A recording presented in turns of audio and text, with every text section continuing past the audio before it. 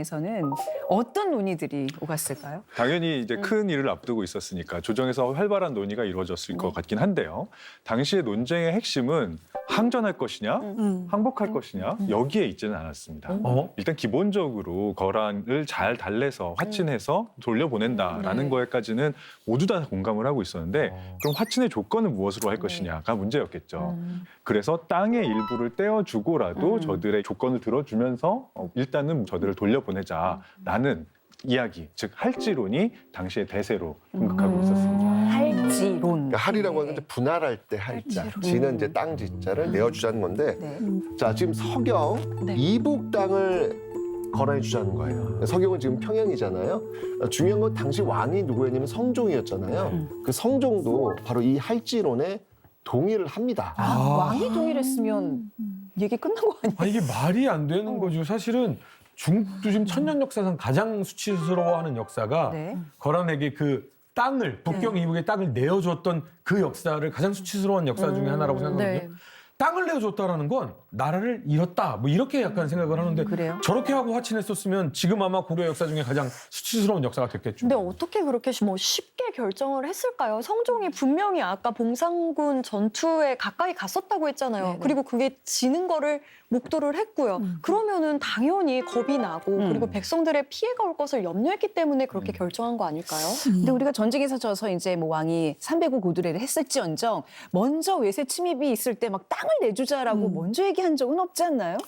글쎄요, 확실하게 말씀드릴 수 없겠습니다만 이거는 분명히 사실인 것 같아요. 우리가 먼저 땅을 떼어주자라고 말한 적은 제가 알기로는 없습니다. 네. 그러니까 이때로부터 정확하게 600년이 지난 이후 임진왜란 때 도요토미 히데요시가 왜군을 물리는 조건으로 내세웠던 것이 한반도에서 사도를 내놔라. 맞아. 그러니까 있었죠. 경상도, 전라도, 충청도 그리고 뭐 경기도 혹은 강원도 이렇게 해서 사도를 떼어주면 내가 물러나겠다라고 말한 적은 있었지만 그때 당연히 조선 조정에서도 거기에 동의한 사람은 아무도 없었으니까요. 그 정도면 한반도 거의 전체를 내어주는 느낌이라서요. 그렇죠. 네. 근데 이거는 또 그만큼은 또 아니거든요. 그래서 성종의 입장에서도 굉장히 마음은 아프지만 어쩔 수 없는 심정도 있었을 것 같기도 해요. 요 정도 여기에 동의하면서도 그냥 마음 편하진 않았을 거예요. 성종이 왕건, 태조 왕건의 손자예요. 근데 우리 배웠잖아요. 태조 왕건이 거란 보냈던 그 낙타, 안부교 아래 굶겨 죽였잖아요.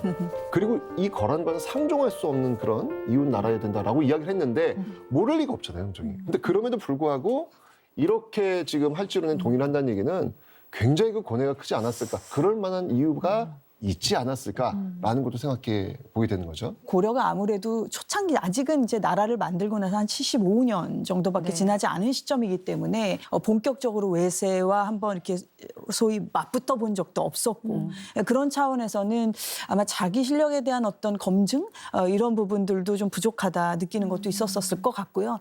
아마 이제 소위 우리 국제정치에서 말하는 이제 현실주의라고 하는 것이 어떻게 보면 좀 현실적으로 이렇게까지 무리하기보다는 일단 사람 목숨을 제일 가장 우선시 여기고 적당히 좀 타협을 보는 것이 현실적인 대안 아니겠느냐. 이제 아마 이런 판단들이 있으셨겠죠. 네, 게다가 당시의 전황을 조금 더 구체적으로 살펴보면 이제 고려가 믿고 있는 것은 청천강의 방어 라인, 그리고 청천강 바로 남쪽에 있는 안주라고 하는 곳이 있고요. 그리고 거기에서 조금 밀리면 대동강이 있고 대동강의 서경, 네. 현재의 평양이죠. 요 두 곳이 있고 그리고 그 주변에 길목을 따라서 여러 개의 산성들이 있어서 여기에서 거란군들의 남하를 저지해줘야 되는데 이때는 그 산성들의 방어력이 많이 떨어져 있던 상황이었던 것 같습니다. 여기에서 더 밀리면 개경까지 평탄하게 쭉 뚫린다. 개경이 곧 함락할 수도 있다라고 판단을 했던 것이 아닌가 싶기도 합니다. 그러니까 거란이 워낙 지금 위협적이니까 아무리 결사항전을 해도 이거는 승산이 없다라고 뭐 내부적으로 판단이 끝났네요 지금. 네, 네. 그런데 이때 할지에 반기를 들고 나서는 인물이 있었으니 오늘의 주인공인 서희가 드디어. 이렇게 평범한 사람들과는 다른 인물일 것 같아요. 그럼요. 아, 방금 서희가 된 느낌이었어요. 내 편이 한 명은 있었구나. 자, 그러면 바로 그 서희 어떤 인물인지 한번 살펴보도록 하겠습니다. 자, 이력서 한번 나옵니다. 자, 이력서네. 서희인데 과거를 통해서 조정에 들어가는데요. 보시면 알겠지만 갑과 그러니까 문과 최고 득점자 3명 중 1명. 똑똑하다라는 거 보여주죠. 잘 아시겠지만 고려 광종 때 과거제가 처음 시행되지 않습니까? 바로 2회 과거 합격자가 서희입니다. 네. 그리고 더 유명한 건 뭐냐면 그의 아들까지도 급제를 해가지고 부자 과거 급제자 배출 가문. 잘 나가는 실력 있는 가문. 네. 이런 걸 볼 수 있는데 바르고 지혜로워서 성종이 참 좋아했다. 그런 신하라고 하네요.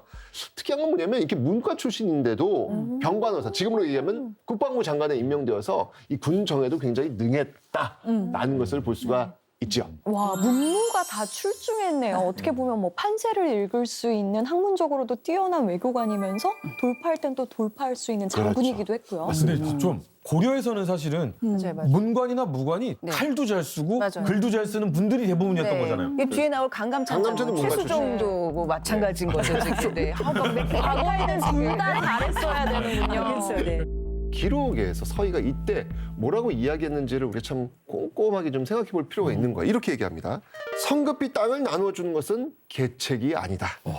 골짜기는 채우기 쉬워도 사람의 욕심은 채우기가 어렵다. 이 말은 그 뭐냐면 아니 지금 땅 내어준다고 해서 얘들이 끝내겠느냐. 사람의 욕심은 끝이 없는 것이다. 또 달라고 한다. 뭐 아까 말이랑 비슷한데요. 라면 말이랑. 허준이 좀 서있네. 네.